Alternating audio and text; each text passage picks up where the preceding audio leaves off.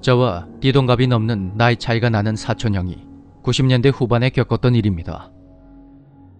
그때가 대구 지하철 2호선이 개통되기 전이었는데 지금도 대구시 다사읍이란 곳을 지도로 찾아보면 여전히 남아있는 저수지와 못이 몇 개가 있습니다. 90년대 후반 무렵에 막 20살이 된 형이 무더운 여름날 대구 다사읍 쪽으로 밤낚시를 갔을 때 일입니다. 야, 뭔 날씨가 이래 푹푹 찌노? 그러게 말이다.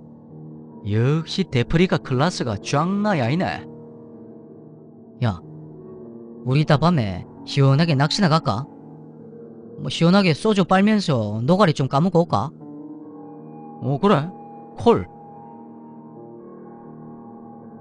그렇게 친구와 약속이 된 형은 저녁을 먹은 후 이모부의 값비싼 낚싯대까지 빌려서 밤낚시를 갈 준비를 했습니다. 그런데 함께 가기로 한 친구가 약속 시간이 한참이 지나도 연락을 하지 않았다고 합니다.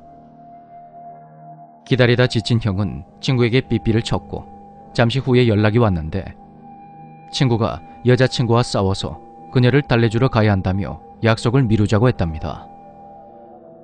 짜증이 난 형은 나라도 가겠다며 밤중에 홀로 집을 나서게 되죠. 밤 10시 무렵에 저수지에 도착한 형은 의자와 낚싯대를 펴서 자리를 잡았고 30분이 채 지나지 않아서 발톱만한 붕어를 낚았다고 합니다. 그 후로 30분 간격으로 커다란 붕어 3마리를 연달아 낚은 형은 신이 나서 물고기를 양동이에 차곡차곡 쌓았습니다. 형은 평소에 낚시를 무척 좋아했는데 그날은 이상하게도 초반부터 입질이 좋았다고 합니다. 그런데 그 후로 갑자기 공기가 싸늘하게 바뀌면서 입질이 뚝 끊겨버렸고 묘하게 소름이 돋으며 주변 풍경이 눈에 들어오더랍니다. 어두운 밤, 고야한 저수지에서 랜턴에 의지해 홀로 낚시를 하고 있자니 갑자기 겁이 확 나며 머리카락이 쭈뼛 섰다더군요. 형은 불쾌한 느낌을 떨쳐내기 위해 담배를 한 대 꺼냈습니다.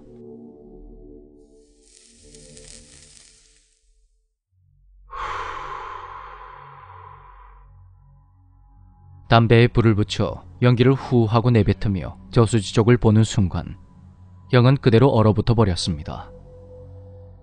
수심이 깊은 저수지의 한가운데서 어떤 여자가 눈만 내놓은 채 형을 노려보고 있었던 것입니다.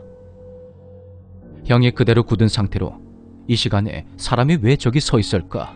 아니 그것보다도 저게 산 사람이 맞나?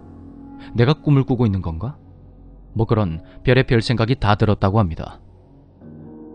그 사이에 여자는 형을 향해 천천히 다가왔고 여자의 코와 입이 드러나며 심하게 창백한 피부와 무표정한 얼굴이 점점 가까워졌다 합니다. 형은 난 이제 죽었구나 하고 순간 멍해졌는데 그러다가 갑자기 소리를 꽥 지르며 얼어붙은 몸이 확 풀렸다고 합니다. 뜨거라. 입에 물고 있던 담배가 다 타버렸던 것입니다.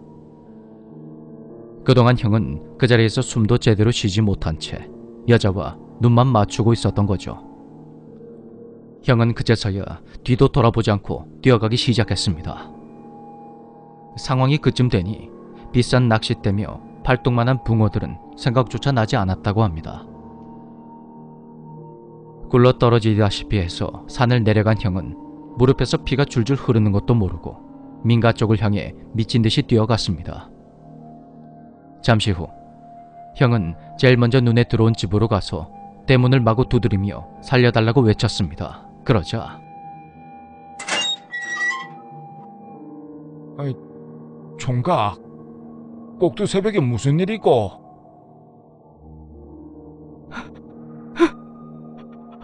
할아버지, 저 좀 살려주이소. 아이고, 꼬리 이게 또 무슨 일이고? 그렇게 간신히 사람을 만난 형은 할아버지의 도움으로 집 안으로 들어갔고 집으로 전화를 하려다가 문득 시계를 보게 되었습니다. 할아버지, 저 시계 맞는 겁니까? 그럼 내 뉴스 보고 정확히 맞춰놨는데 지금 6시 다 됐다. 그런 할아버지의 말에 형은 손에 든 전화기를 내려놓고 밖으로 나갔고 자신이 뛰어내려온 산을 쳐다보며 그대로 주저앉아 버렸습니다. 사실 저수지가 있는 산이 직선으로 내려오면 30분이 채 걸리지 않는 그런 작은 동산이었다고 합니다. 밤 10시에 저수지에 도착한 형이 10시 반부터 30분 간격으로 4마리의 물고기를 잡았다면 시간은 대략 12시 반에서 1시 사이가 되었을 것이고 그 무렵에 여자를 목격한 후 산을 내려와서 민가에 도착했다면 넉넉히 잡아도 1시 반에서 2시 사이가 되었어야 합니다. 그런데 형이 확인한 시간은 아침 6시였습니다. 그러니까 형은 4시간 동안 그 작은 동산을 빙빙 돌고 있었던 것입니다. 그 여자에게 홀려서 말이죠. 그 일 이후로 형은 2번 다시 혼자 밤낚시에 가지 않는다고 합니다. 지금도 형은 가끔 이 이야기를 하면서 그때 만약 그 여자에게 잡혔다면 어떻게 되었을까 하는 생각에 머리털이 쭈뼛거린다고 합니다.